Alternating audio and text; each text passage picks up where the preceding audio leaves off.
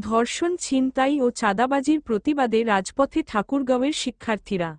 ঠাকুরগাঁও প্রতিনিধি মোহাম্মদ হাবিবের desk report. দেশের বিভিন্ন স্থানে ধর্ষণ, শ্লীলতাহানি, ছিনতাই, ডাকাতি ও চাঁদাবাজির প্রতিবাদে এবং নিরাপত্তা নিশ্চিতের দাবিতে প্রতিবাদ মিছিল করেছে ঠাকুরগাঁওয়ের শিক্ষার্থীরা। সোমবার দুপুরে ঠাকুরগাঁও জেলা স্কুল বড় মাঠ থেকে একটি বিক্ষোভ মিছিল বের করেন এবং শহরের চৌরাস্তা প্রদক্ষিণ করে জেলা প্রশাসক কার্যালয়ের সামনে অবস্থান করেন। সড়কে শিক্ষার্থীরা অবস্থান করায় বন্ধ হয় যান চলাচল।